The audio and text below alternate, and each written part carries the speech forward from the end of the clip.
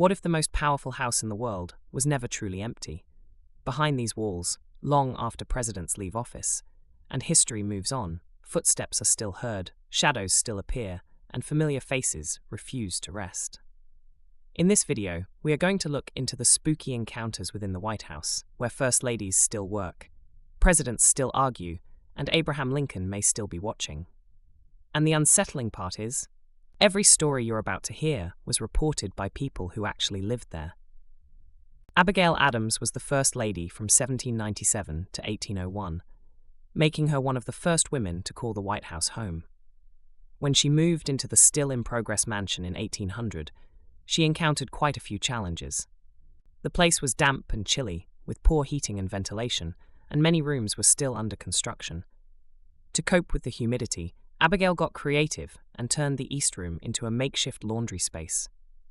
Thanks to its tall windows that let in plenty of fresh air, she strung up ropes across that big room to hang linens, clothes, and bedding. The staff at the time noticed this unique yet practical arrangement. Since she spent so much time there, Abigail became closely associated with that room. Long after Abigail Adams passed away, tales about the East Room began to take on a life of their own, mostly unrelated to politics or presidential happenings.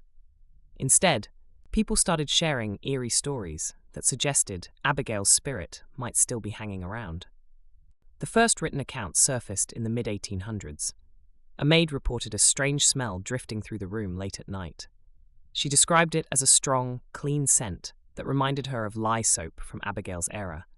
The aroma seemed to appear out of nowhere, linger for just a moment, and then vanish without explanation. The maid was adamant that no cleaning had taken place that evening, and all the windows were shut.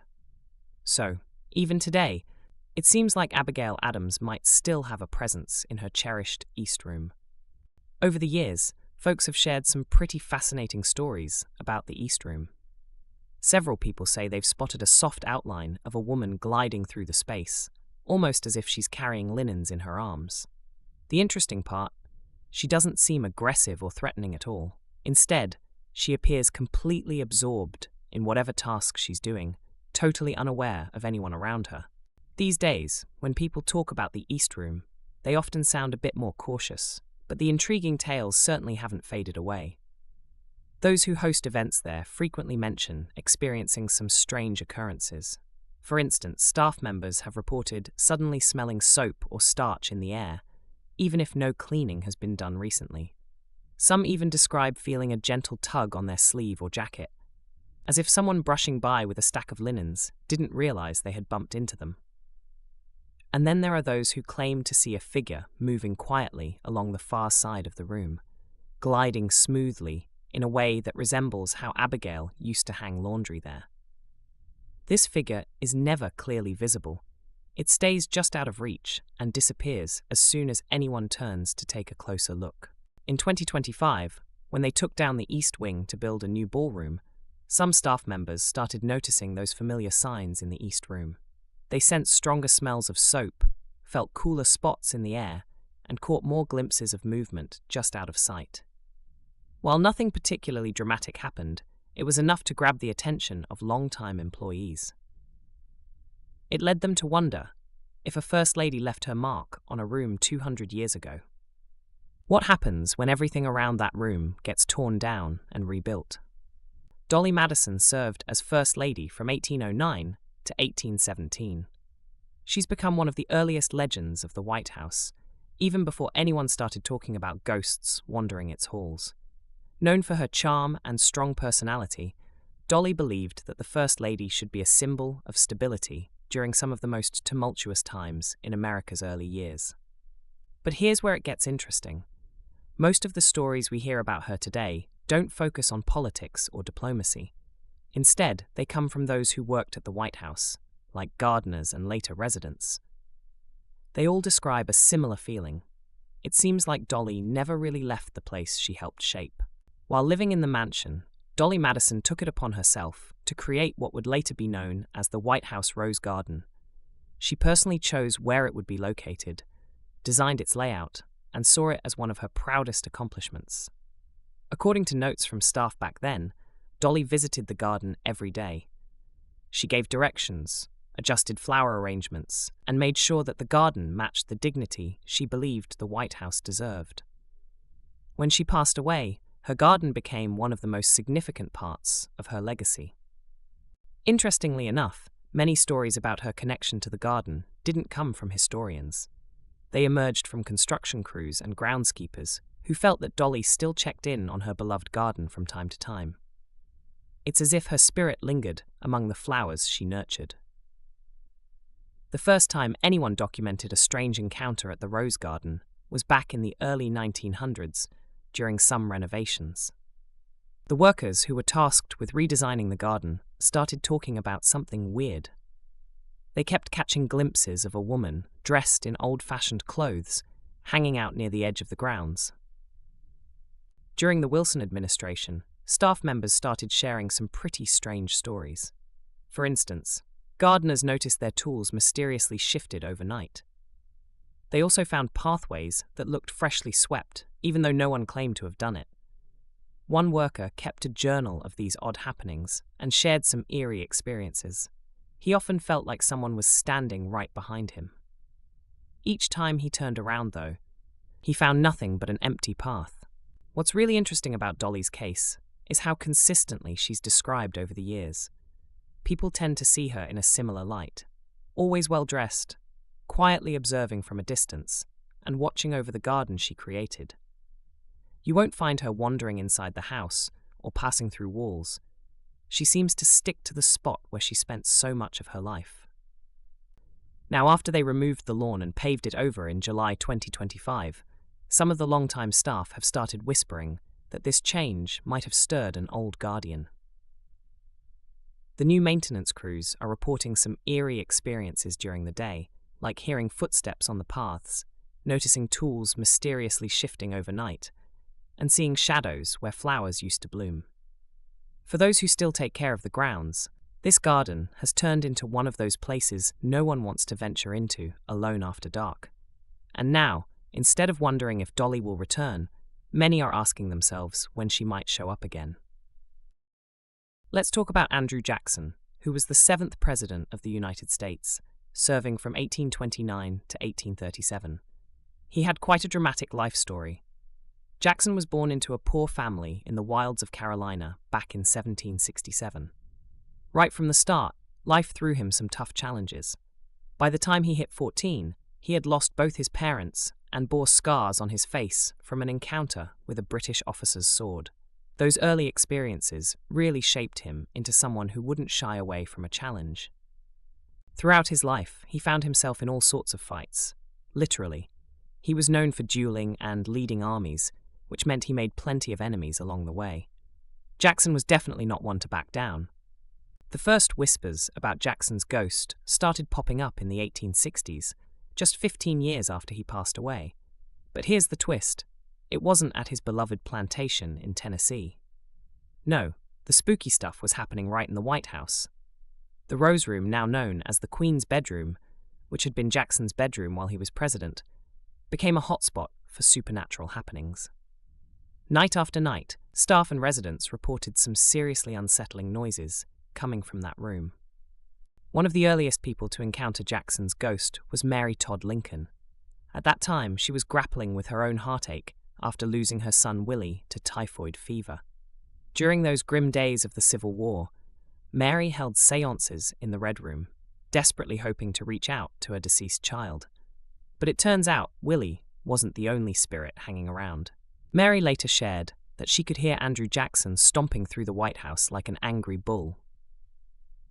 Mary recounted how she could hear Jackson cursing up a storm, using words that would make even the toughest sailor blush. His swearing was so loud and relentless that it felt like he was in heated arguments with unseen foes. Apparently, the spirit of Old Hickory was still fighting battles from beyond the grave, and let me tell you, his language hadn't improved one bit. If anything, it had only gotten worse. Over the years, many US presidents have reported some pretty spooky encounters with the ghost of Andrew Jackson. Take Harry Truman, for example. He was living in the White House during the 1940s and wrote to his wife about his eerie experiences that often kept him up at night. President Dwight Eisenhower also had some spooky experiences with the ghost of Andrew Jackson back in the 1950s. Unlike President Truman, who seemed to find the whole ghostly business amusing, Eisenhower was pretty shaken up by it. He reported hearing strange noises, like stomping and swearing, that Mary Lincoln had mentioned nearly 100 years earlier.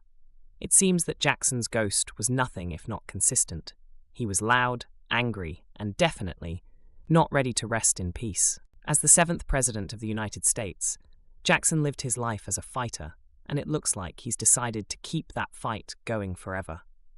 Whether he's defending his old bedroom in the White House, patrolling his cherished hermitage, or voicing his discontent with today's world, Jackson's ghost remains one of the most active and persistent supernatural figures in American history. Mary Todd Lincoln served as First Lady from 1861 until her husband's assassination in 1865.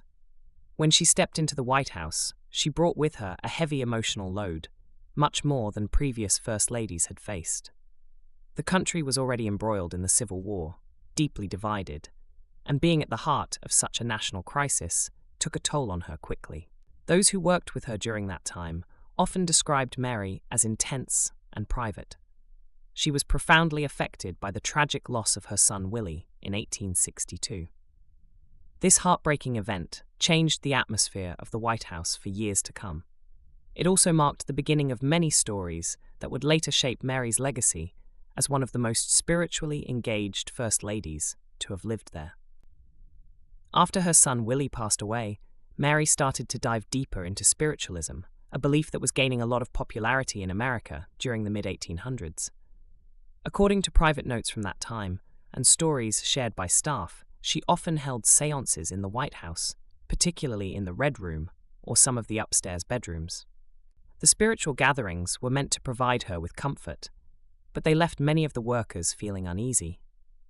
Some reported hearing faint voices in rooms they had just cleaned, or noticed candle flames flickering in ways that didn't quite fit with the stillness around them. Others claimed they felt as if someone was watching them from the shadows of dimly lit hallways. One of the stories that kept coming up was about what the staff called the shadow watchers.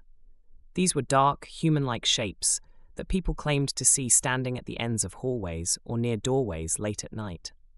They didn't move. They didn't say a word. And they never approached anyone.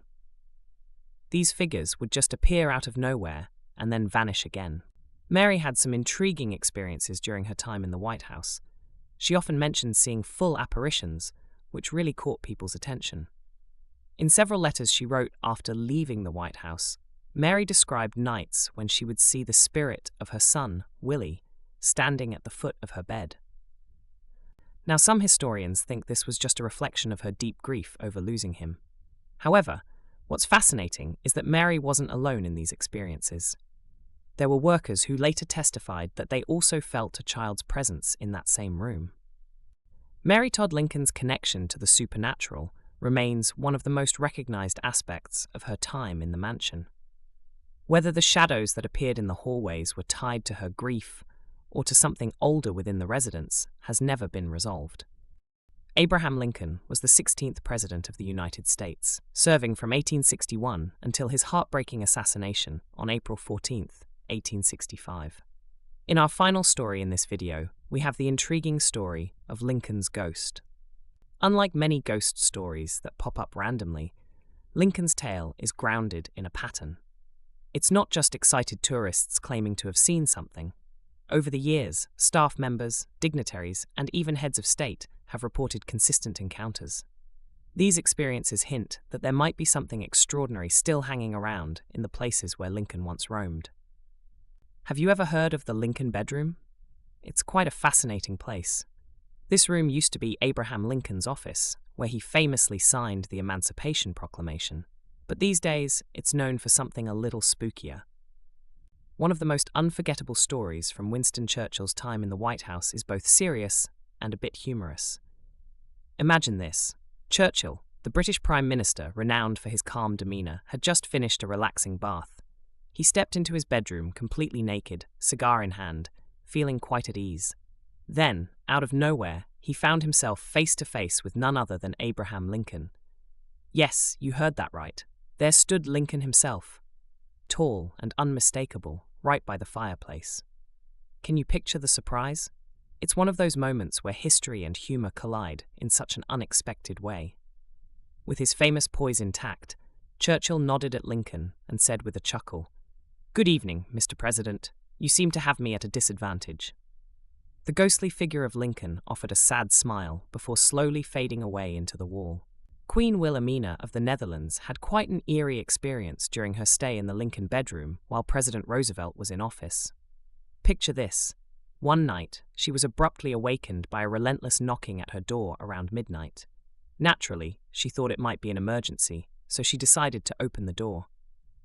To her shock, standing there in the hallway was none other than Abraham Lincoln.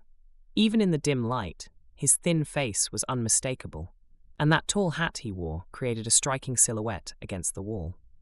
Overwhelmed by surprise and disbelief, the Queen fainted right on the spot.